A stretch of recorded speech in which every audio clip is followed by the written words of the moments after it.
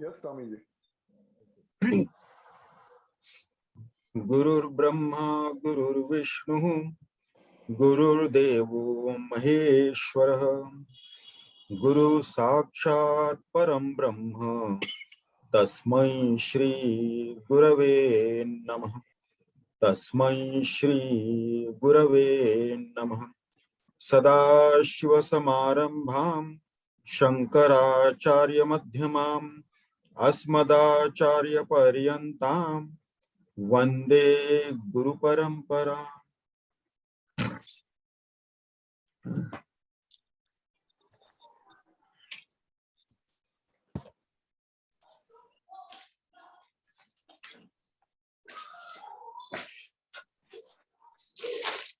In our last session, we did the 53rd shloka. Evam sadhabhyasta samadhi yoginah nivrutta sarvendriya gocharasya hi vinirjitashesha pariporaham sada drushyo bhaveyam jitashad gunatmanah. In our last session, we had revised the previous 5 shlokas from 48 to 52 regarding the Omkar Upasana. So, what is important thing that has to be understood is that whatever Upasana we may be doing, whether it is Sagun Sakar, worship of the form with attributes, with Dravya, with the Puja Samagri, or whether we are doing Manas Puja, or whether we are doing Omkar Upasana, it should not end up as a mechanical thing. Mechanically, we are going through the motions or doing it as a chore. No. Then it will not help. The complete involvement has to be there. There has to be an interactive session, this Upasana, this Puja that we do. So then only it will give us the desired result. Otherwise, after some time, it starts becoming very mechanical. So you can see many of these professional pujaris, for them it is a mechanical thing. They go to everybody's house to do puja also. So it is just a mechanical thing for them. There is no involvement, proper involvement. So that is the most important part.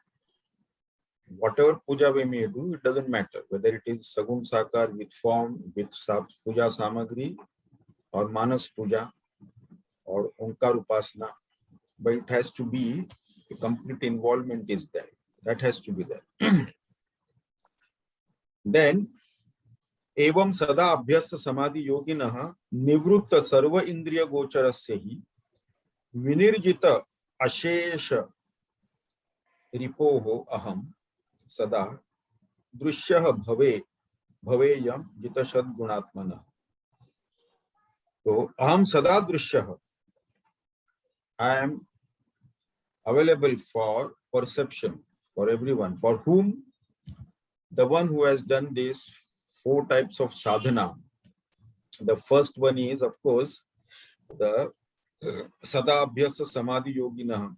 That is, first and foremost, the sadhana for a spiritual seeker is to calm the mind. Our mind is restless at any given point in time. Multiple subjects, multiple thoughts, it goes on. And unless the mind is single pointed, it cannot focus, it cannot contemplate or reflect on higher reality. So the mind has to be calmed down, and we have seen that what is that makes the mind restless? It is the desire. We have so many desires, and to fulfill those desires, then we have to keep thinking how to go about fulfilling our desires. Then we get into action, karma, and so on. The effort, time, money that goes into that, and then one after the other karmas are there, then there will be obstacles also. And this is what the problem is. So now how to reduce the desire? We saw that desires come out of vasanas. Vasanas which we have brought from a previous life. That is the impressions gathered or tendencies gathered from the previous field of experiences in the previous life. So the good experiences gives a strong impression, leaves a strong impression on our mind, and we want to repeat it again and again for that experience. This is how vasanas come, the impressions come, and from there the desires arise. So we have to reduce the desires, and we have seen the various techniques are given to reduce the vasanas from which the desires arise. So we have seen that in Bhakti Yoga, the simple sadhana is the Japa sadhana. Then in Karma Yoga, it is Nishkam Karma Yoga. In Hatha Yoga, it is the Manduki Mudra. In Kriya Yoga, Chidakas Dharana. In Jnana Yoga, it is Pratipaksha Bhavana. With these practices, these techniques, we can reduce vasanas to a great extent. By these techniques also, we cannot get rid of all the vasanas. There are certain vasanas which are very strong, and that can be exhausted only through experiencing. There is no other way out. But there are many vasanas, the medium one, the weaker one, and so on. Weaker one may not manifest also. The medium one may manifest 1 or 2 times and then it goes away. So to a great extent, we can reduce the vasanas and calm the mind. That is one part. Then if we have to withdraw the mind, Sarva Indriya Gocharasya, from the entire world, if we have to withdraw the mind, Nivrutta Sarva Indriya Gocharasya. Then when can the mind withdraw from the external world? Only when the mind knows very well that there is no iota of joy, pleasure, or happiness in the external world. Then only it will withdraw, not otherwise. So for the mind to know that, it has to reflect and contemplate, analyze the entire world of existence, whether there is any iota of joy, pleasure, or happiness or not. Only with Viveka Buddhi. When one is convinced that absolutely there is no joy, pleasure, or happiness in the external world, then only mind will withdraw from the external world. Here, Indriya Gocharasya, the perceived objects. So the mind has to withdraw. This is the second sadhana that we have to do. Then the third one is that we have to, of course, conquer Vinirjitaha Ashesha Ripoho. The enemies that are there, the 6 types of enemies, the inner enemies, Kama, Krodha, Lobha, Moha, Mada, Matsarya, they are the 6 modifications of the mind, the major ones. And of course, there are so many other modifications of the mind also, but these are the 3 major ones that we have to conquer. So once we have control over the desires, Kama, then the other things come automatically, the Krodha, Lobha, Moha, the delusion that is there, that will go with knowledge, the proper knowledge, Moha. Then Mada and Matsarya, the arrogance, because spirituality is all about weakening the ego and dissolving the ego. So anything that strengthens our ego is diametrically opposite to the spiritual practice, to the spiritual life. So that should not happen. And of course, Matsarya, that is the jealousy, that is absolutely not justified at all. Then Bhaveyam Jita Shad Gunatmanaha. Then we have to overcome the fear at the level of the gross body is what? That is Jara and Mrityu, old age and death. This is the fear at the level of the gross body. That we can overcome when we understand that we are not this gross physical body. Then of course, we have to also the other Vikara, Shadguna, that is the Kshud Pipasa, or hunger and thirst. Hunger and thirst at the level of Pranamaya Kosha, Shoka Moha, that is the grief, the sorrow or grief, and delusion, that is at the level of the mind. So these have to be conquered to a great extent. And the one who does that, Aham Sada Drishya. So Prabhu Ramchandraji says that he is available to them. They can perceive me. I am available for their experience, for their perception, always. For those who have done these adjustments, they have conquered these. Then today we'll take up a new shloka for discussion. Shlok 54. Dhyatvayam Atma Namahar Nisham Munihi तिष्ठेत् सदा मुक्त समस्त बंधनः प्रारब्धमश्नन् अभिमानवर्जितः मय्येव साक्षात् प्रविलीयते ततः ध्यात्वा एवं आत्मानम् अहर्निशं मुनिः तिष्ठेत् सदा मुक्त समस्त बंधनः प्रारब्धम् अश्नन् अभिमानवर्जितः मयि एव साक्षात् प्रविलीयते ततः. So now first we'll take this ध्यात्वा एवं आत्मानम् अहर्निशं मुनिः तिष्ठेत् सदा मुक्त समस्त बंधन. So when the seeker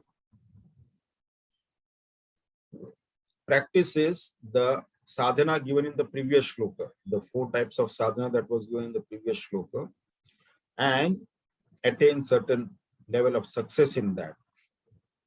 So dhyatva evam atmanam aharnisham. Aharnisham, that is continuously, always, day and night, aharnisham, on the self. Tishtet sadha mukta samasta bandhana. Then he remains always, tishtet sada, he remains always mukta samasta bandhana, liberated from all bondages. Bondages and limitations are different types. The limitations of space, time, object and causation. Then bondages of the panchakoshas, the bondages of the body, sense organs, mind, intellect, and of course the bondages related to the body. So what are those bondages? All the relationships that are related to the body. As long as the body is there, the relationships are there. Otherwise, there is no relationship. So sambandha. So they are also bandhana. But then what to do? We cannot give up our relationship, the relatives and so on, they are there. But then what? The thing is that we have no expectations from anyone. They are there. We deal with them also, we interact with them also, but have no expectations whatsoever from anyone in this world. So, mukta samasta bandhana, all the relatives. Then, prarabdham ashnan. Then after that, prarabdham ashnan abhimana varjitaha. Mayeva sakshat praviliyate tata. So when we have mukta samasta bandhana means we are no more attached. The relatives will be there, but we are no more attached and there is no expectation from anyone. That doesn't mean that we do not interact with them or do not communicate with them and all that thing. We do meet them, we communicate with them, we interact with them, but there is no attachment. There are no expectations from anyone of any kind. And then having done that, prarabdham ashnan. So after realization, why and how does the body survive? How does this Mahatma live? So how does a Mahatma continue living? Because he has gained the highest. Now there is nothing else to be gained being in this world. So how does he live? Now our gross body is a product of our own previous karma. Whatever karmas that we have done, it is all there in the sanchita karma, the total bank balance of our karma from lives together, millions of lives together, out of which a selected few has been fructified now. So that, of course, we have to exhaust, no doubt. So not only it is our own karmas, or vasanas, as well as the karmas of others also. That is how this gross body is born. Because of their karma phala, then they have to also get something from this gross body. They have to interact and have something from this gross body. So we can redeem ourselves from all our karma. But then this gross body will continue to live and will be sustained by karma of others, or what we call as samashti karma or jagat prarabdha.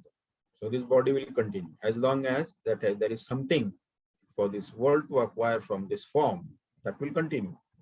And then Mahatma ji has got nothing left. So this will continue, and if that Jagat Prarabdha is not there for Mahatma Ji, his body will also not survive. So this will continue because all of us are connected. Connected because the substratum is one, and substratum is one in everyone, and we are not different. There is only one Atma manifesting through all the different forms. It is not one Atma per head. It is only one Atma. That's all.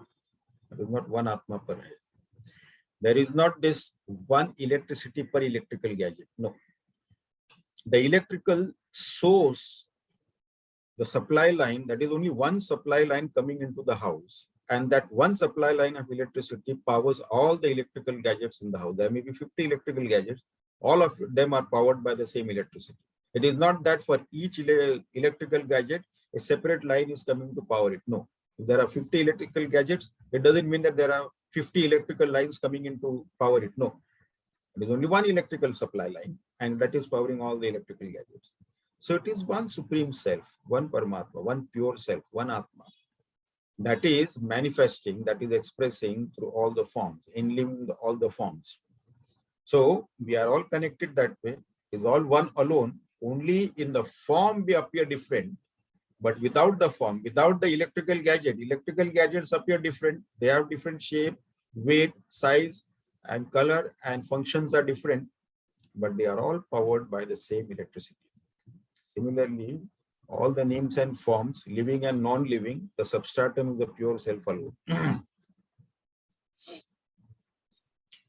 So, prarabdham ashnam abhimana varjita. So, then abhimana varjita, then he gives up because now he has realized the self, so there is no ego. So abhimana varjitam, no ego that identifies with the body. So without this ego which identified with the body and falsely thought or wrongly thought in ignorance that this is what I am, now there is no ego to identify with the body, or the Panchakoshas we can say. So in the end merges with me. Mai eva sakshat praviliyate tata. Such a one, he merges with me, praviliyate, mai eva. Merges with me, that is Lord Prabhu Ramchandraji says. So, such a one, his mere presence is a blessing to the world. Then only divine expresses through him, because there is no ego to identify with the body. So there is no jiva bhava left. Now only divine expresses through him. Ego has already been dissolved. So, this is what Prabhu Ramchandraji tells us here. The contemplation has to be continuous, always. Aharnisham, that is the word he has used here. Dhyatva evam. In this way, the one who contemplates always aharnisham muni. So that is the condition to get rid of. Because our ignorance, the amount of dirt that has been collected over the lives together, so to clean it up, it will take a little time. If you have not cleaned the house for one day, it is easier to clean it. 10 days, it will have more effort. 1 month, more effort. Suppose the house was closed for a year. Oh, there is too much of effort we'll have to put to clean it. And if for 10 years, the house was closed, nobody lived there. And then if we have to open it, then we spend so many days together cleaning up. So, we have collected a lot of layers of ignorance, the dirt of so many lives together, that has to be cleaned. Because Atma is Swayam Prakasha. We don't have to bring Atma from anywhere. That is always there. We are not able to see it because the reflection in the mirror is always there. The moment we come in front of the mirror, we see our reflection. But a thick layer of dust has been collected on the mirror. So that has to be cleaned up. All the sadhana is only this cleaning process only. It is the work of Safai Karmachari. Just cleaning up that, and then there you are. There the self is. Now, having said that, now Prabhu Ramchandraji continues in the 55th shloka. Adau cha madhye cha tathaiva chantatah bhavam viditva bhayashoka karanam hitva samastam vidivada choditam bhaje swamatmanamata khilatmanam. Adau cha madhye cha tatha eva cha antatah bhavam viditva bhayashoka karanam hitva samastam vidivada choditam bhajet swam atmanam atha akhilam atmanam. Now, adau cha madhye cha tatha eva cha antatah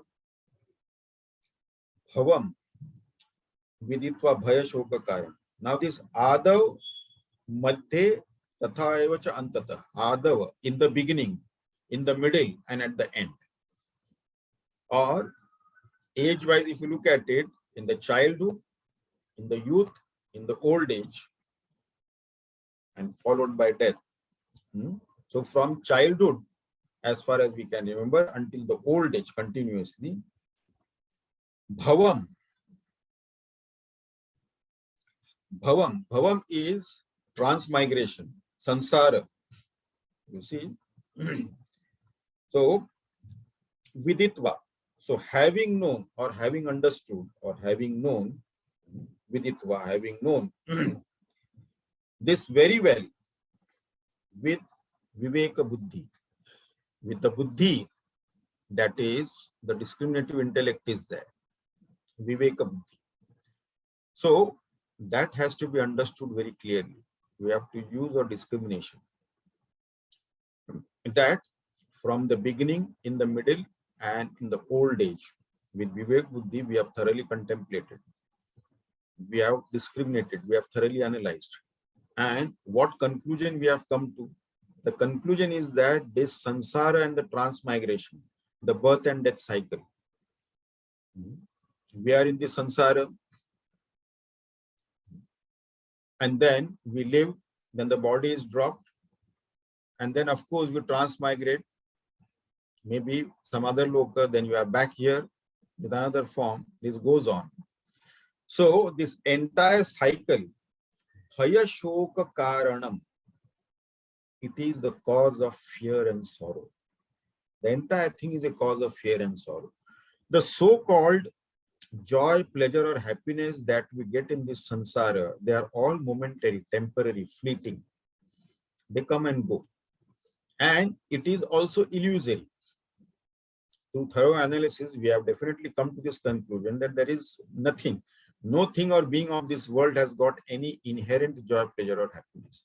And if we happen to gain some kind of pleasure, joy, or happiness from indulging in the outside world, it comes from within our own self. Our own essential nature is of that of infinite bliss, and that is projected on the objects outside, and it appears as if the joy is coming from that. Like the famous example that is often quoted is that a dog is chewing on a bone, a piece of bone, which has got sharp edges.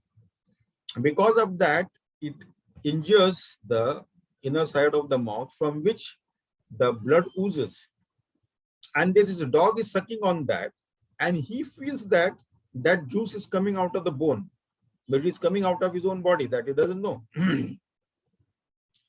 So it is the same thing. When we indulge in outside objects and we feel that we enjoyed something or we had some pleasure or some happiness out of that, it is actually a reflected happiness from within our own self, which is the source of infinite bliss.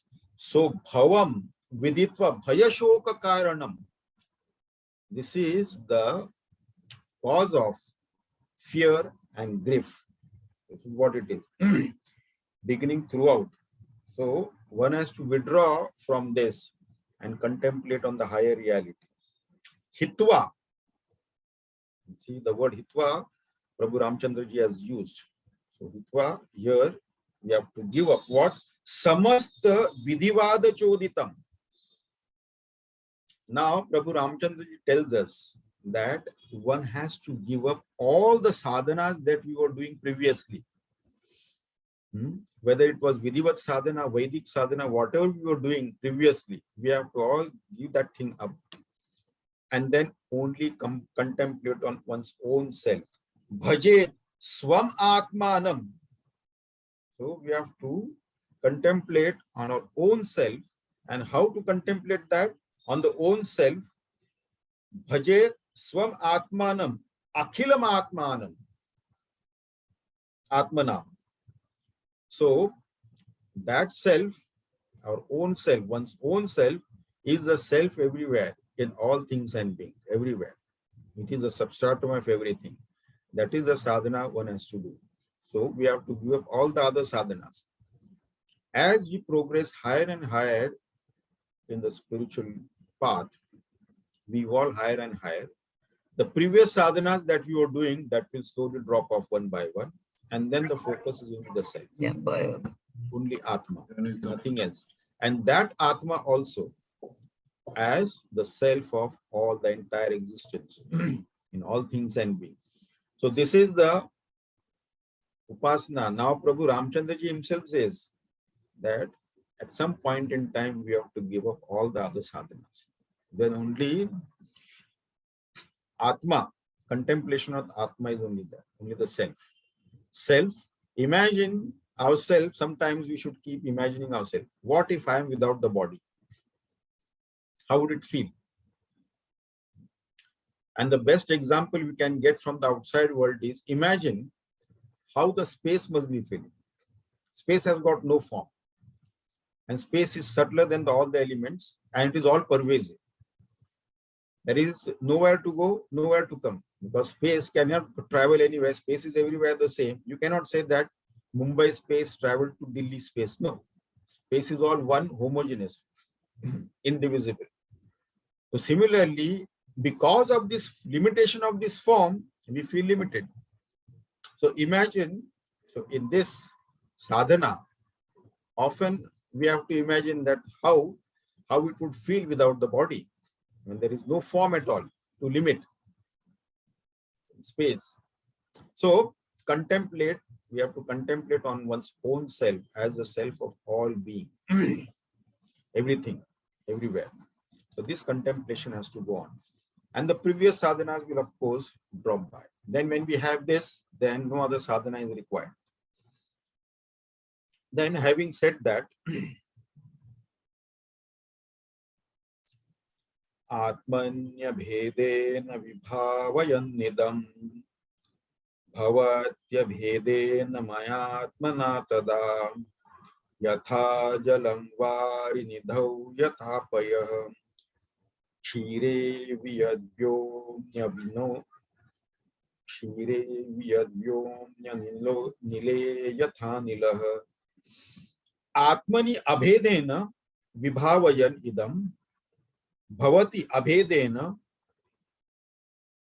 maya atmana sattada yatha jalam varinidhau yatha payah shire viyad vyomni anile yatha anilah. So now the contemplation that Prabhu Ramchandra told us in the previous shloka, if this is continued, Atmani abhedena vibhavayan idam bhavati abhedena maya atmana tada. So when a seeker intensely contemplates continuously on the self as the essence of all, there is no difference, irrespective of the name and form that is existing. It is all my own essence that is expressing to all.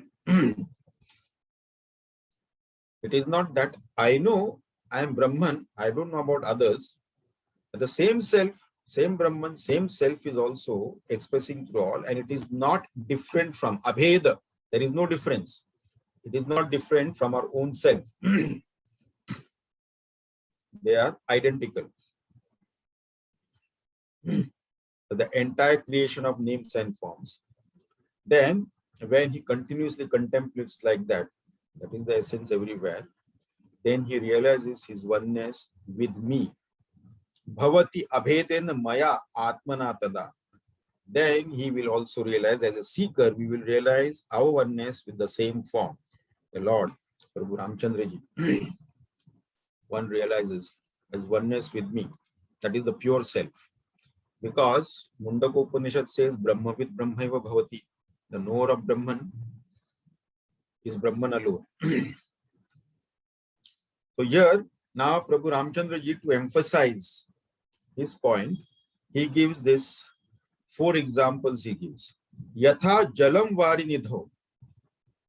The first example he gives that as the water merges with the ocean. The river is water and it merges with the ocean. Once the river is also water, ocean is also water. Once it merges, there is no differentiation. A river doesn't have a separate identity once inside the ocean. Its water is one with the oceanic water. There is no separate identity, neither of the name or form. It's all one. So, as water in water, then payaha, yatha paya kshire, as milk in milk. So, when milk is mixed with another milk, they are all the same. We cannot differentiate or we cannot separate them out.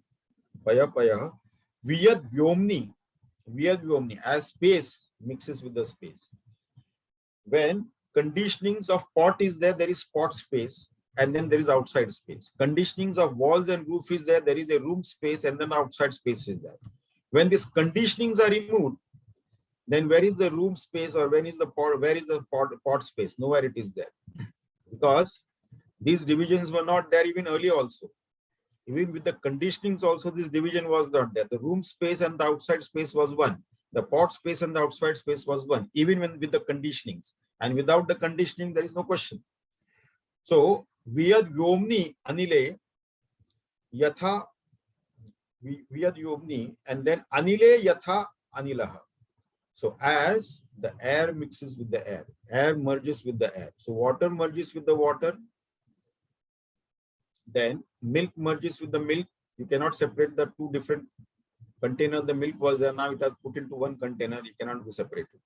Which milk was in which container? No.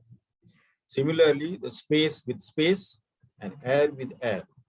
So similarly, Atma with Paramatma. So this Jivatma and Paramatma, they are actually one. The merging, because the pot space and the external space, the space in the pot is not of different quality. It is of the same quality. 101% same. Only the conditioning of pot is there, so that is called as pot space. Similarly, with the conditioning of the Panchakoshas, then it is called as Jivatma. And without all the conditioning, Nirgun Nirakara, it is Paramatma. So Jivatma and Paramatma. And the conditionings are not there. When the conditionings are also there, it is Paramatma alone. Without the conditioning, it is one. With the conditioning, we feel different. So with the conditioning of the pot walls, there is a pot space is there. With the conditioning of the room wall and roof, then the room space is there.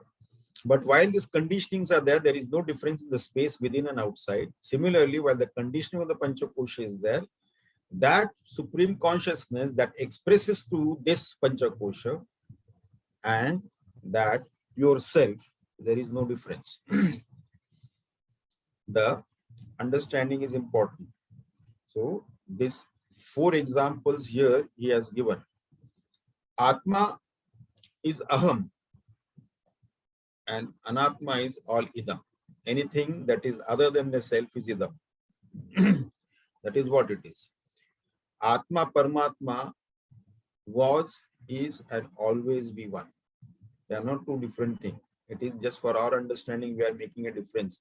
Jivatma, then Paramatma, and then Jiv Jagat Ishvara differences, and all these things we make.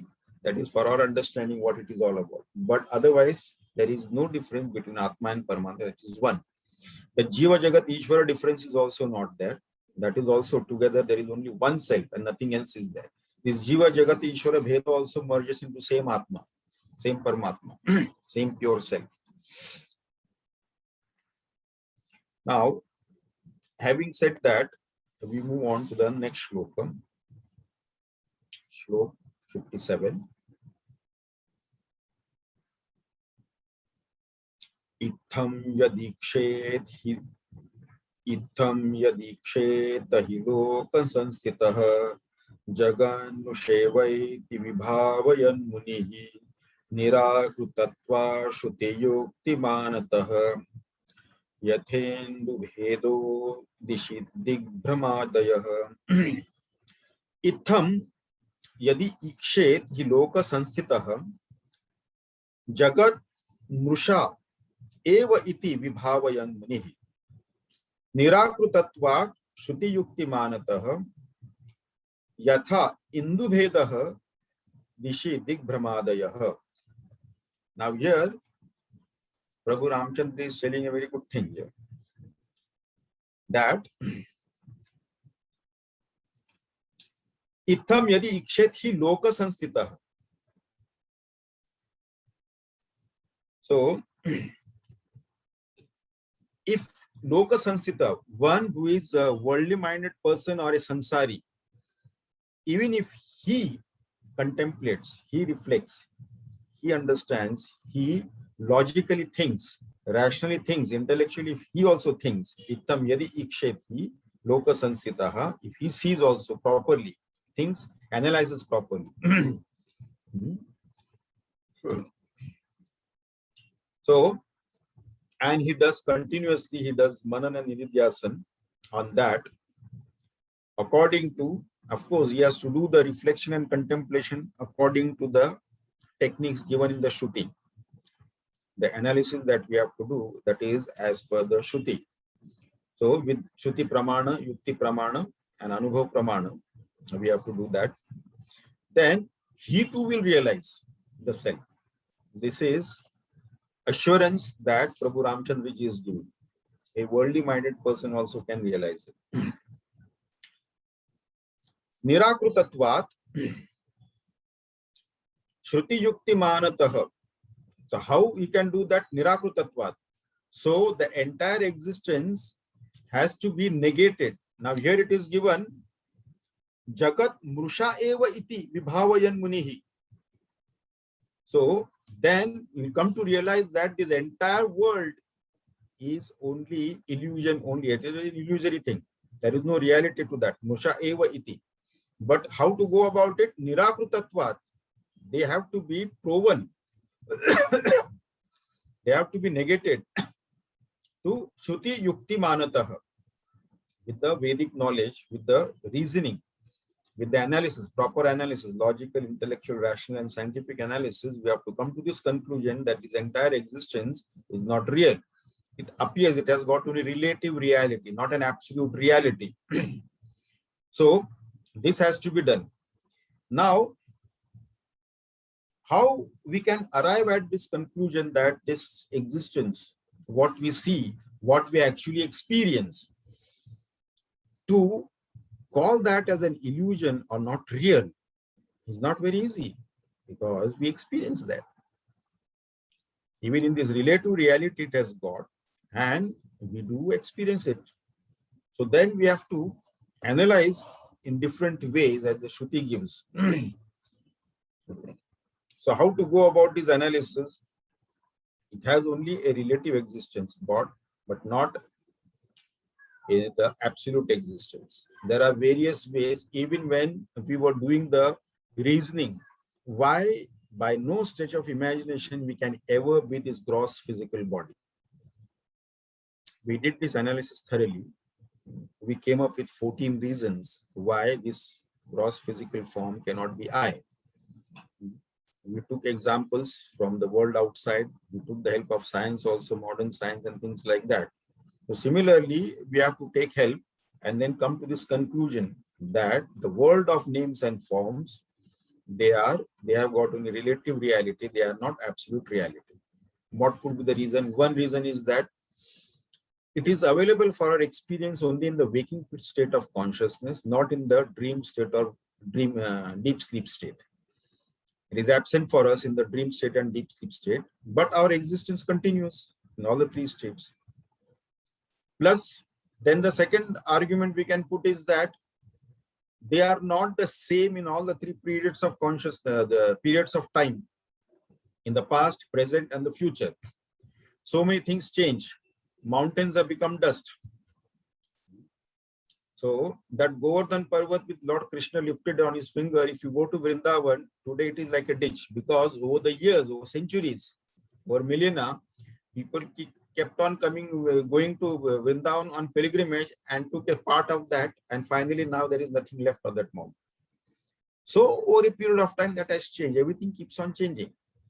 So that which doesn't remain the same in all the three periods of time and beyond the limitation of time, that is not real. That has got only relative existence, relative reality. So that cannot be taken as absolute real. So then it is subject to modification. It is not the same as all the three periods of time. Then it is, if you look at all the names and forms, they are made up of atoms, isn't it? Whether living or non-living, they are all made up of, if it is broken down to, they are made up of molecules. Below that, they are made up of atoms.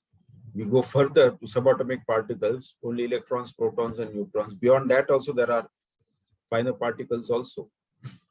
Now, if we had an instrument through which we can see electrons, protons, and neutrons, and if we wear that on our eyes and we look at this world through that instrument, what will the world appear to us?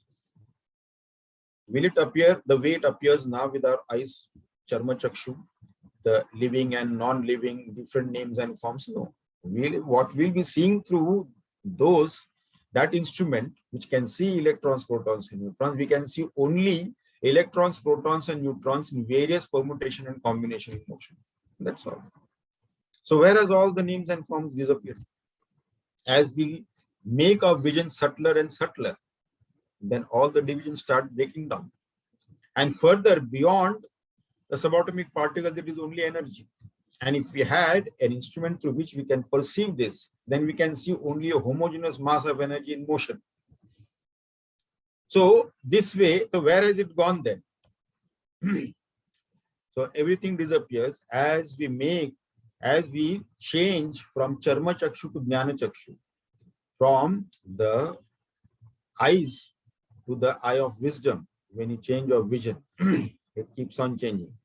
Then the substratum is the absolute, so on which everything is projected or superimposed. This is what it is. And this also we have seen that anything which has got the substratum and its illuminator as the same entity, that entity is an illusion. This is the 14th reason why I cannot be the body, the last reason, and very important and subtler one, isn't it? So in the dream world, what is the substratum of the dream world?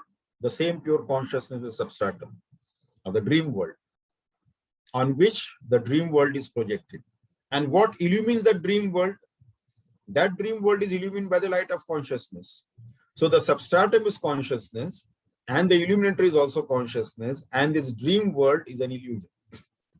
Similarly, in the external world also, the substratum is the same pure self, and the illuminator is also the same pure self, and therefore there cannot be any reality to that. So this is a Brahma. That is how we have to keep on analyzing. It is not very easy because we are experiencing this world and it is very much real to us. When we hit on the wall, of course it will hurt us. If we say this is an illusion, why it is hurting us? Prabhu Ramchandraji is not known to play pranks. But there is one incident in his life while he was taking teachings from Yoga Vasishta on this non-dual reality and the world is all an illusion and all that thing. It is said that once Prabhu Ramchandraji led an elephant after his guru Yoga Vasishta, and then his guru started running. So then Prabhu Ramchandraji shouted, "Why are you running, Gurudev? That is just a Brahma, it is an illusion, no need to run." But then Guru is of course Guru. Then he told Prabhu Ramchandraji, "My running is also an illusion." So the thing is that it is illusory, no doubt. There is no reality. But from what standpoint are we looking at it? From the standpoint of our ignorance, this is real. When we perceive it to the eye of wisdom, then we realize that there is no reality to that. Then we perceive only the substratum. When we are watching a movie, of course, we sit there and we sit for entertainment, and it is a play of light and sound. It is all a make-believe world. So those who sit there, very rarely few people sit there like with this intention, and they are aware of the screen of the background. The screen is the reality, not the projected image of play of light and sound. That is not the reality. The screen is the reality. And that awareness of the screen has to be there. So those who have come for entertainment, for them it is okay. But there are many who get carried away by the play of light and sound. And then if there is this tragedy movie, and then people come out, and then you see someone with his eyes swollen and red and all that. Hey, what happened? Did you went for some shok sabha? No. I just went to watch movie, but it doesn't appear that you went for entertainment. The way your eyes look.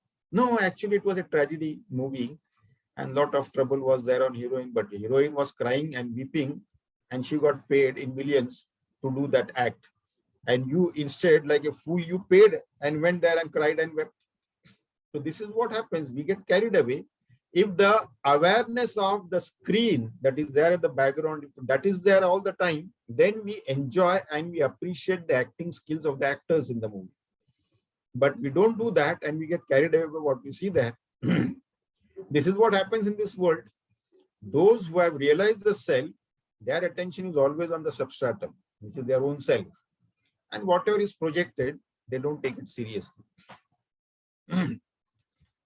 So, negation of the Jagat means there is no bhoga vritti. See? So, once this Jagat is negated, we will not have any bhoga vritti. There will be no desire for any objects of this world. You see? Because, what is the reason? Because there is no sense of otherness. There is, if I have to have a desire, I have to have a sense of otherness. That is, I exist and something else exists. Then I may have a desire for that which exists. But now, when there is no sense of otherness, I alone exist. I cannot have a desire for my own finger or for my own leg or all that thing. Because I permit entirely to this entire body. So I will not have a desire for that. Only something outside my body, if I see something, I may have a desire for that. Because I have no sense of otherness within my body. Similarly, realization gives us that vision where we have no sense of otherness with the entire existence. What desire we will have for any other object? Absolutely nothing. See? So, this is what it is. Sometimes we see moon reflected in different pools of water. But does it mean that there are so many moons? No, that is only one moon that is reflected in different pools of water. Sometimes because of vision defect, some people may see one, instead of one, you may see two moons when you're looking up the sky. So that is because of the defective vision. That's all. But that doesn't mean that there are so many, or when it is reflected in so many pools of water, there is one moon that is reflected everywhere. Sometimes we get lost when we are in a new place, we are not aware of the direction. So once we inquire from a local person, where is the east, which is the east? Once we know that, the three other directions immediately is known. Knowing one, everything else is known. Knowing the self, everything is known. Having said that, in the 58th shloka, Yavanna pashyedakhilam madatmakam Tavan madaradhanatat paro bhavet Shraddha ratyurjita bhakti lakshanah Yastasya drusho hamahar nishamrudi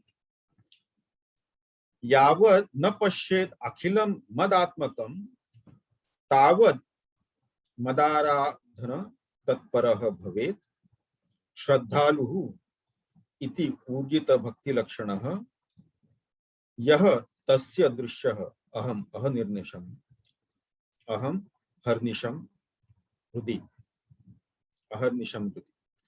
So now the question comes, how long should one do this sagun sakar upasana?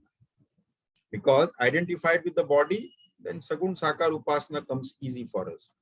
So the thing is, how long should one do this Sagun Sakar Upasana? Now here, Prabhu Ramchandra ji answered. Yavad na pashyed akhilam mad atmakam tavad madaradhana tatpara bhave. As long as this Sarvatma Bhava is not there, Sarvatma Bhava, that is seeing the pure self everywhere. Sarvatma Bhava, that is everything is myself alone. Prabhu Ramchandra says, viewing everything as I alone, the divine form, everything else. So as long as that is not there, Madatmakam, Sagun Sakar Upasana has to be continued until we get that Nirgun Nirakar Bhava. So that Bhava takes place within. So, of course, Tavat Madaradhana Tatpara Bhave. So, Sagun Sakar, till then, you do my Upasana with the form. Sagun Sakar Upasana, you continue. So, while dealing with the world, though, there will be an experience of the Dvaita, but its impact can be avoided by seeing our Ishta Devta everywhere, in all forms, names and forms. So, whoever is the Ram Bhakta, when we are Ram Bhakta, we see everywhere Ram alone and nothing else, his form alone. So then it will not give an impact. That is how the Bhaktas are. So, Shraddhaluhu iti urjita bhakti lakshanaha yatasya durshaha. So, the Shraddhalu, one who is endowed with Shraddha, faith, and with Bhakti, faith and devotion, yaha tasya hridaya aham ahar nisham hridi. So, I become self-evident. I am perceptible to him. I am available for his experience. The one who is endowed with faith and bhakti and continuously does this upasana, I am available to him. So, having said that, in the 59th shloka, Prabhu Ramchandra says, Rahasya meta shruti sara sangraha maya vinischetya tavoditam priya yastveda dalochana alochayatiha buddhiman samuchate patakarashi bhikshanat. Rahasyam etad shruti sara sangraham maya vinischitya tava uditam priya yah tu etad alochayati iha buddhiman samuchate pataka rashi bhikshanat. Nowadays, Rahasya Meta Shruti Sara Sangraha Maya Vinishchitya Tava Udita Priya. Here he addresses his brother Lakshmana as Priya, not because he is his brother. Now, Prabhu Ramchandra ji as Sadguru. For any Sadguru, who is Priya? The most dearest, he is the Uttam Adhikari. Uttam Adhikari is the dearest to a Sadguru. So here, of course, Lakshman is an Uttam Adhikari. He has proven that. So he addresses his brother as Priya. And he says that I have revealed to you the secrets, Rahasyam Etad. And this is Shruti Sara, the essence of Shruti, the essence of Upanishad. I have revealed to you. Maya Vinishchatya. I have myself experienced it. I have myself realized it. So he is telling that it is out of my own realization, out of my own knowledge. I know it. And from that, from my own direct subjective awareness, I am telling you, I have revealed this to you. See? So, this is the secret he has given, the essence of the Upanishad, which he himself has realized. So, and he has now revealed to his own brother. Now, yaha tu etad alochayati iha buddhiman samuchate pataka rashi bhikshanat. Now, Prabhu Ramchandra is giving assurance. Whoever contemplates on this knowledge which I have given, the intelligent one who contemplates on the knowledge which I have given, he reflects and contemplates. Saha muchyate pataka rashi bhikshanat. So he will get freed, liberated in a moment. Kshanat, liberated from what? From all his hoard of sins, vasanas, impressions. Because how will he get free or liberated from that? Ataka Rashi Kshanat Muchyate. Because now there is no ego. There is no ego to claim that Jiva Bhava. Jiva Bhava only has got this, all these things. I am Papi, I am Punyavan, and all that nonsense is there only with the Jiva Bhava. Once the Jiva Bhava is not there, with the dissolution of the ego is dissolved, then there is nothing left. Then there is no claimant left of Papi or Punyavan. Then the one has transcended both Papi and Punyavan. So there is no more the doer there. When a criminal dies before he is brought to trial of natural causes, then his file is closed. What case can he answer now? Nothing is there. The ego is no more there. And therefore, there is no one to suffer the consequences. That is dissolved. So therefore, instantly, kshanat, instantly, he is free, he is liberated from all those sins. Bhratar-yadidam paridursyate jagat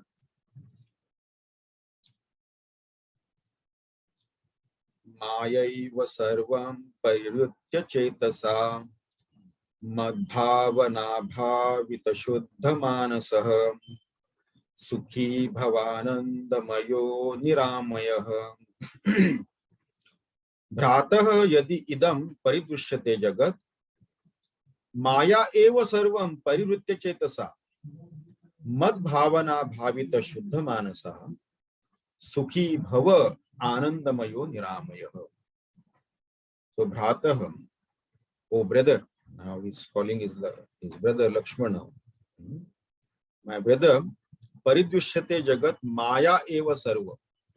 See this entire existence as illusory. There is no reality to that. And parirutya chetasa, renouncing this, the entire existence as unreal, which has got a relative reality, it is an illusory thing, and not getting carried away by what you see or hear in this entire world. Sava parirutya chetasa mad bhavana bhavita shuddha manasa, and contemplate on my pure self alone with pure mind, pure heart. Sukhi bhava anandamayo niramayah. So, renouncing all this, then when you contemplate on my pure self, you will indeed attain that infinite bliss. Sukhi bhava anandamayo bhava. And niramayah, that means free from all the misery, sorrows, and pain that you suffered in ignorance. So that also completely you will be free from, and you will be always in sukha and ananda. So here, having said that, then further continuing, Prabhu Ramchandraji says in the 61st shloka, Yasevate mam gunam gunat param Ruda kadava yadiva gunatmakam soham swapadan chitarenu bhisprushan punati loka tritayam yatharavihi. Yasevate mam agunam gunat param Ruda kada va yadiva gunatmakam saha aham swapada Achintarenu Anchitarenu bihi spushan Punati loka tritayam yathayaravi. So now here Prabhu Ramchandraji says, Yas sevate mam agunam gunat param, the one who worships or contemplates me, whether if one cannot contemplate in the Nirgun Nirakar or Sagun Nirakar avatar beyond all gunas. Yes, sevate mam agunam. Agunam means without any form and attribute. Nirgun Nirakar. Or if he contemplates, if he worships me with form, Sagun Sakar, or with guna or without guna, Saguna or Nirguna. Whether if he cannot worship Nirguna, no problem. He can worship Guna, Gunat Param. Rada kada va yadi va gunatmakam. So whether saguna or nirguna, saha aham. Then what happens is that saha aham, he becomes of my nature, my essential nature. He becomes of my nature. Saha aham. There is no difference between you and I. So when Hanumanji was asked this question, he rightly said, Atma buddhya tvamevaha. There is no difference between you and I. I am you, you are me. Tvamevaha. Saha aham. So sarvate mam agunam gunat param hruda kadava yadi va gunatmakam saha aham. Then what happens with such a one? Now here, that is the pure self. His nature, Prabhu Ramchandra's nature is nothing but pure self, Brahman alone. Sagun Sakar Upasana is bhakti, which is that is the immanent aspect of the truth. Immanent aspect of the truth means what? It is present naturally, everywhere, permanent aspect, or one can say essence of everything. That is the immanent aspect. The Sagun Sakar Bhakti is seeing, a devotee sees his Lord everywhere in everything. So that is immanent, present naturally as a permanent aspect or essence of everything. So that is the Sagun Sakar Upasana or immanent. And of course, Nirgun Nirakar is the transcendental. So that is the transcendental Bhakti, Nirgun Nirakar. So as long as we consider ourselves to be this gross physical body, then of course this Sagun Sakar is required. We are identified with this gross physical body, then Sagun Sakar Upasana is required. Till then, and then we have to continue as earlier in earlier shloka also he said that. So we have to continue with that worship while slowly we evolve towards Sagun Nirakar and then become one with him in the Nirgun Nirakar. Then once that is done, Swapada Anchitarenu Bhumi, Anchitarenu Bhi Spushan. So such a one who has realized the self is wherever he steps, the dust of his feet is enough to purify the entire place. Punati lokatitayam yatharavi. How the sun purifies everything. All the atmosphere, the worlds and the atmosphere, the sun purifies. So also wherever this person, the one who realizes the self, when he goes anywhere, he purifies by his mere presence, by the touch of his feet, the dust of his feet. And then, having said that, now we come to the concluding shloka, the 62nd shloka.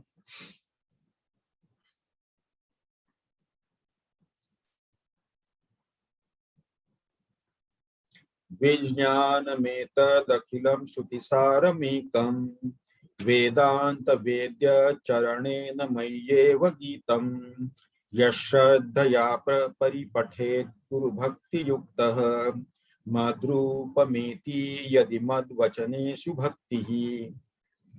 Vijnanam Etad Akhilam Shrutissaramekam Vedanta Vedya Charanena Maya Eva Geetam Yashraddhaya Paripathet Guru Bhakti Yuktah Madrupameti Yadi Madvachaneshu Bhakti. So now, Vijnanametad, now this science, Vijnanametad Akhilam, the entire science, Shruti-saram Ekam, of this non-dual self, the essence of this Shruti, this science, Vijnanametad Akhilam, and this has come from the Shruti. Vedanta Vedya Charanena Maya Eva Geetam. I have sung this. Vedanta Vedya Charanena. Now, sung by me. Now this, through the Upanishadic declaration, Charanena, the word Charanena is used here. Charanena means the manifest world is only in the 1/4 part of that infinite reality. It is only the entire Anantakoti Brahmanda or this existence or creation of billions of cosmoses is accommodated only in 1/4 of that infinite self. You see, this has come in the Purusha Sukta also. Padosya yasya bhutani tripadasya mrutam divi.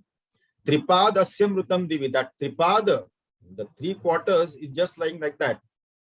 The infinite portion. It cannot be divided. Maybe it cannot be divided like that in 4 sections, and one section is this creation is in one section, 1/4 of that. Because for infinity you cannot have divisions like that. But in a manner of saying, it is said that 1/4 of his entire self, which is infinite, in a small portion. So to say, when you say quarter, it is not exactly quarter. In one small section of that infinite self is this Ananta Koti Brahmanda. That is what it has to be understood. It is not that, okay, that infinite self has been divided into 4 sections and in 1/4 is this, and the 3/4 are like that. No, then it cannot be infinite, because if it is divided into 4 sections, how can we call it infinite? No. So in a manner of saying, when it is said that in 1/4 alone, that is in a small portion of that infinite self, this Ananta Koti Brahmanda exists. So therefore, Vedanta Veda Charanena Maya Eva Geetam Yash Shraddhaya Paripathet Guru Bhakti Yuktaha.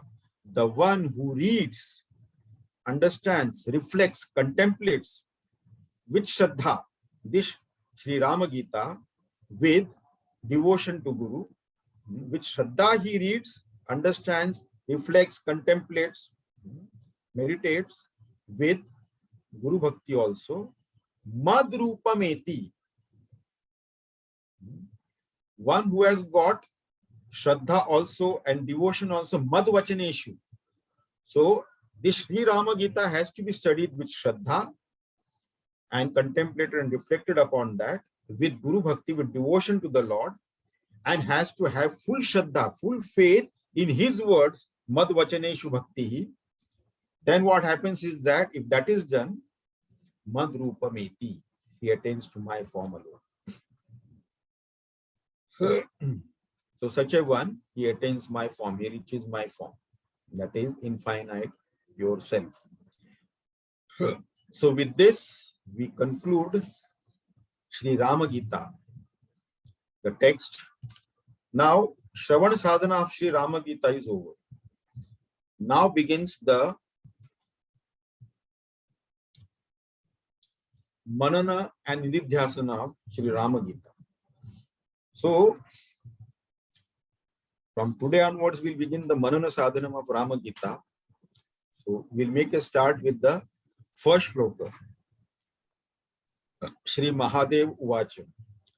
Tato Jagan Mangala Mangalatmana Vidhaya Ramayana Kirti Muttamam Chachara Purva Charitam Raghuttamam Rajarshu Vairyair Disevitam Yatha. So today we begin the Mananam and Nididhyasanam on the Shravan Sadhana that we did till now on Shri Rama Geeta. Now, if any questions are there, whatever shlok we did today, ask.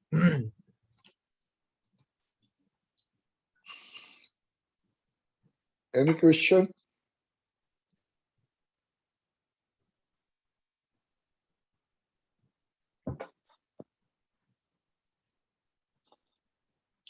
Swamiji? Hariom Swamiji. Hariom. In the last stanza, Prabhu Ram is almost giving the promise on the affidavit that if you do this, you will find me. So there should be no doubt whatsoever. On Lord the stamp Ramchandra paper. is giving that assurance. No ordinary person.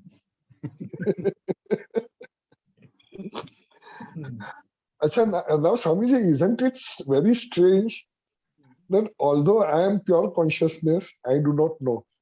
To express this in duality, that I am Pankaj, but I do not know that I am Pankaj. Isn't it, Swamiji? Pankaj is just a name. It is Yeah. a conditioning of name. Yeah, but in the duality, I know that I am Pankaj, but if I say I do not know Pankaj, so it's a contradiction, isn't it? Or a paradox, isn't it? Oh, it is just a name. When we say, who am I? The question put to us is, who am I? That is the question. And of course, Pankaj is a conditioning. Pankaj cannot be I. You see, Pankaj is a conditioning of name. And because your parents gave you that name, so people call you by that name. And if you don't like it, you can change your name. There's no problem. But you are not Pankaj. You are not that name as such. That is an identity that you have to deal with the world outside. So that is not that. And then behind that Pankaj, the name, then we say that the body is there. If the body is there, then we have to analyze whether I'm really this body or not. And then it goes on. The sense organs, the pranas, the mind and its contents called the emotions, feelings and the sentiments, and the intellect and its contents called the thoughts. So all these have to go on, and then we have to analyze thoroughly whether am I the body, am I the sense organs, am I the pranas, am I the mind, am I the intellect? And when we do a thorough scientific analysis about this, and then at least we become assured, sure of one thing: I cannot be any of these. What I am, still I do not know. But at least with the intellect, I can confirm what I am not. Correct. Okay? With intellect, we cannot know who I am. But at least with intellect, we can know for sure who I am not. Once that is done, then what is left is what I am. Acha, Swamiji, I did not understood at that time also, and today also I find it little difficult to understand when you say that when the substratum and illuminator are same, it's an illusion. That was given through an example also, no? Yeah, you had given that about the dream. Yeah. But the dream still, world, the substratum and the illuminator is the same. See, the entire existence is only jada, inert, isn't it? Inert matter and energy. Both matter and energy are inert and jada. They cannot be known without a conscious knower. Their existence and their modifications and transformation cannot be known without a conscious knower, isn't it? And that conscious knower, two things have to be there in that conscious knower. That conscious knower itself should never undergo any change or modification or transformation. Right. And it has to be outside the field of transformation. That means the entire existence of matter and energy, this entity has to be outside this entire existence of matter and energy. Isn't it? So, and this entity, as we have seen, that which is subtle is always the substratum of the gross. On the planet Earth, please repeat something. What is the last sentence you said? Last sentence that I said is that the entire world, in the entire world, the subtle is always the support of the gross, substratum of the gross, isn't it? On this planet Earth, water is subtler than the land. Solid land and water. Water is subtler than the land, and water, the geography tells us that water is 75% of this planet, and Earth is only, land is only 25%. So this subtle liquid, 75% water is supporting this 25% land, which is solid. Right. And then subtler than that is gas, all the different types of gas, vital for the life on this planet. The planet Earth is surrounded by that gas. So this gas is supporting everything on this planet Earth. And subtler than the air is the space. In space, all the solid planets are suspended in space. All the planets, all the stars, asteroids, and meteors, they are all suspended in space. Space is subtler than the solid, liquid, and gas. And that is the substratum of everything, and it is almost more pervasive or most pervasive than all the other elements. It is there even in an atom. 99.999 and 16 times you will have to write 9. That much percentage of the space of atom is empty space. You see, so it is there in that solid, so-called solid matter is also the space is there. It is all pervasive. And but then space is also inert and insentient, non-living. And the knower, the consciousness, the conscious knower, consciousness is subtler than the space, because that is knower of space and its transformation and its existence. So therefore, that is the all-pervasive and the substratum. And this light of consciousness is also required to know the existence of this matter and energy. And therefore, this is a substratum, and the same light of consciousness is the illuminator, and therefore, this cannot be real. Part of this gross physical body is a part of this existence also, made up of matter and energy. That is how we come to this conclusion. We have to keep on analyzing. We have to take the help of science or modern science, biology or medicine or what you call physics or chemistry and things like that. We have to take the help of that also and understand this very well. And this continuously, this has to go on. I'm sure now, by now, all of you must be very much thorough with the 14 reasons why I cannot be the body, you see? Yes, sir. Actually, Swamiji, it's very easy because what you just said, the subtler is the support of the gross, like the water is the support of the earth. So subsequently, when that same drop of water is in space, space being subtler, it just floats like a droplet. It cannot just be taking care of the space. So that's the transfer. Clouds float. Yeah. And then the space is there everywhere, all pervasive. The subtler it is, more pervasive it is. Yeah. So space is found in atom also. Correct. Pervasive there also. And Correct. consciousness is the subtlest of all and most pervasive. It is there everywhere. Correct. That alone is there. Inside and outside and everywhere, that is the thing that is there, and nothing else is there. True. Swamiji, Yes. after having known what is to be known, nothing remains to be known. In spite of that. No, Pankaj bhai, I don't agree with you. 1 minute. Pankaj, I don't agree with you. Pankaj, I don't complete. agree with you. 1 minute, because what is to be known has been known. Thereafter, nothing remains to be known is okay till you realize. But as of now, I would like to know which is the next book. No, Swamiji, let me complete. If it is so we'll come to know when we know something which is to be known. Yes, I don't understand, but there's that one question right now going on continuously. काहे को दुनिया बनाई है तूने? Actually, for his fun, he made this he put the ignorance and all those things so that he, as a spectator, he enjoys this game. The thing is that did he really? As a seeker of as a spiritual seeker on and a sadhak of Vedanta, then the question that should come to the mind is that did he really made it? Once you are one with him. We are not Vedantists now. We are halfway, Swamiji. So that is the beauty of it, you see. Hari Om, Swamiji. Hari Om.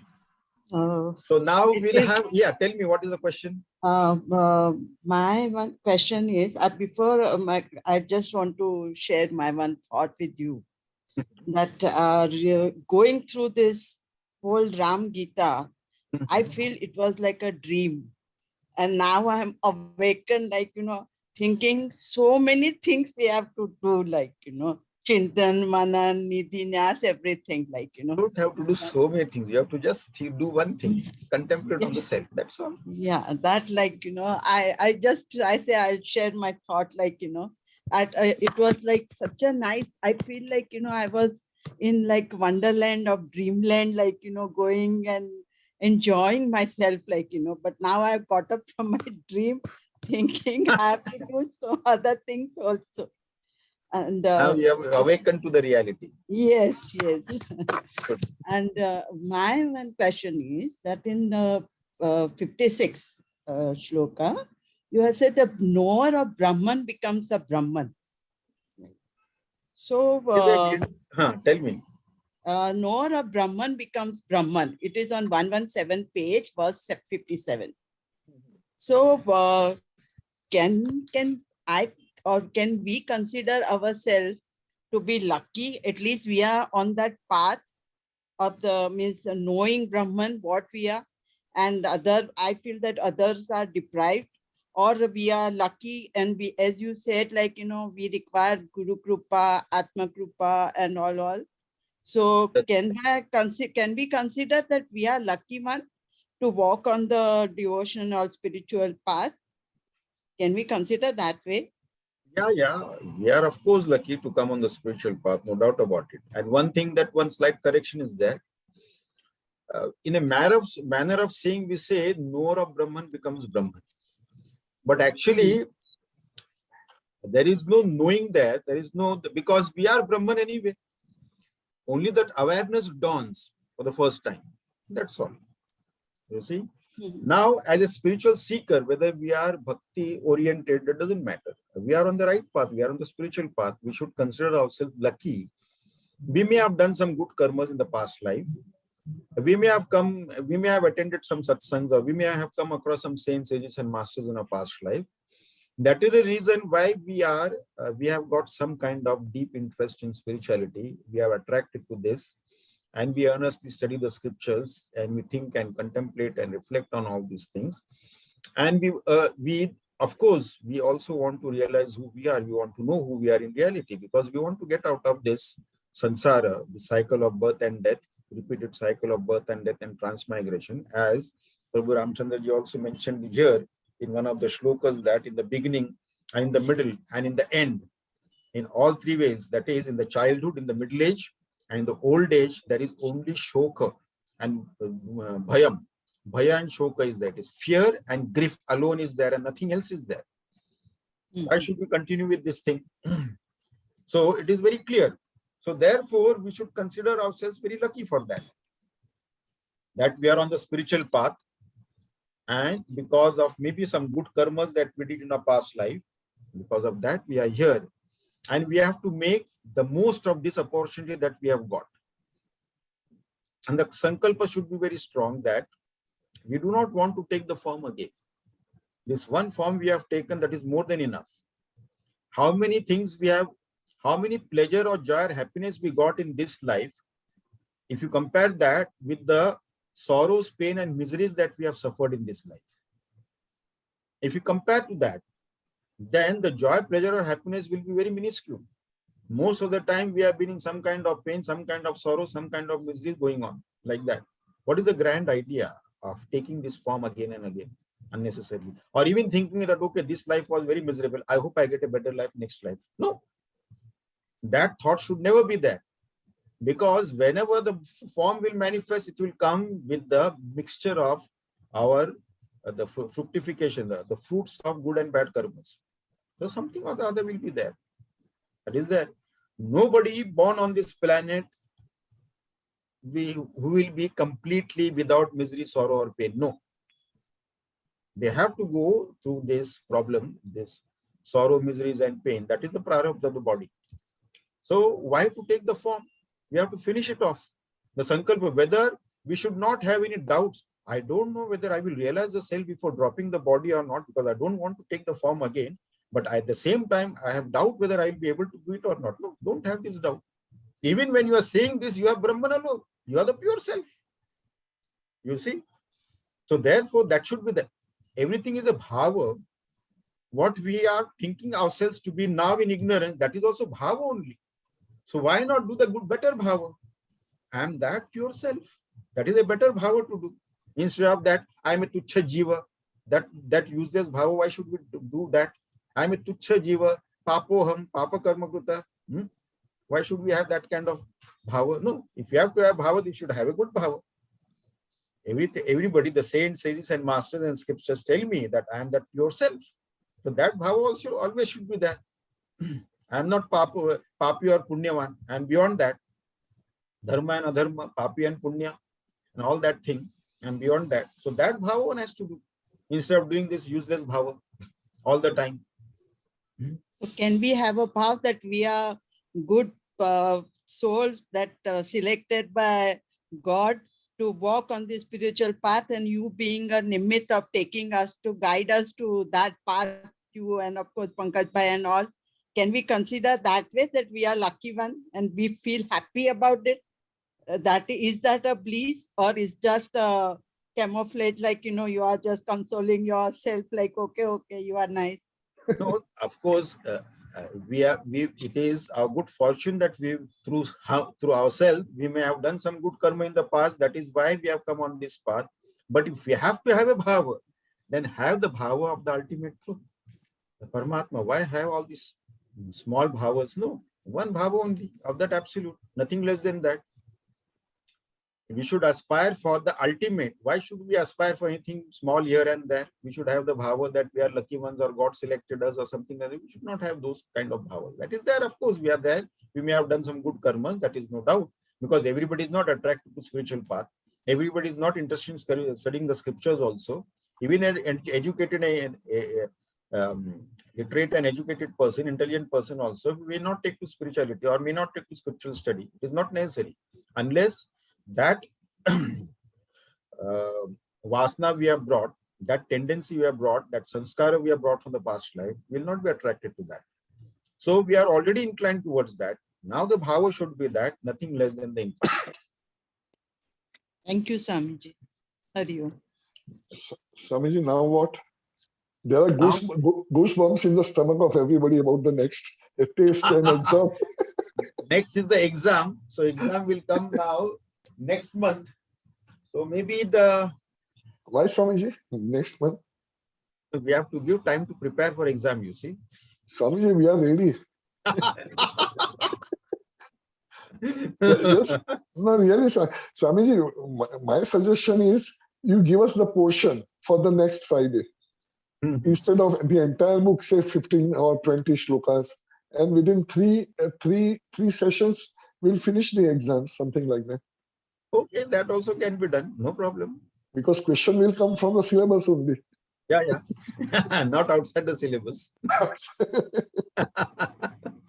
Unless you are busy somewhere, Swamiji? Unless you are busy with something else. No, I'm not busy. We can have the session. No, next Friday also we can have the session. No problem.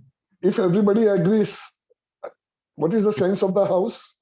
So if you are prepared for the test next Friday, no problem. We can have it next Friday. Yogi Bhai? No problem. We can have it, no problem. Sure, no? Yeah. Yes, Swamiji. Okay. Let February be over for Ram Geeta. Next Friday is 13th. So what we do is that we take a break on 13th. We'll have it on 20th. Okay, fine, sorry. Okay, one Friday we'll take a break and 20th we'll have the test. Okay, fine. Thank you, sir. Okay. Yeah. So designing the question is also not easy. You must Here, have principal is not prepared. Students are prepared, Swamiji. Yeah. But Principal is not prepared. So all fault is with you. Yeah. So because I have to prepare questions, and preparing questions is not easy, and especially the tricky questions. So, Swamiji, we don't want to give you time so that you can prepare tricky questions. The easy questions.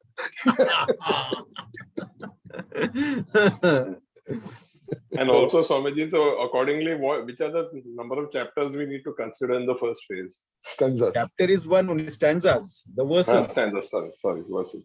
Verses, how much? We may take about 15, 20 verses maybe. 20. Right. Yeah. Right. Okay, Swamiji. Okay. So shall we conclude? Yes, sir. Yes. Okay. Om Purnamadaha Purnamidam Purnat Purnamudachyate Purnasya Purnamadaya Purnameva Vashishyate. Om Shanti Shanti Shanti. Hari Om Shri Gurubhyo Namah. Hari Om.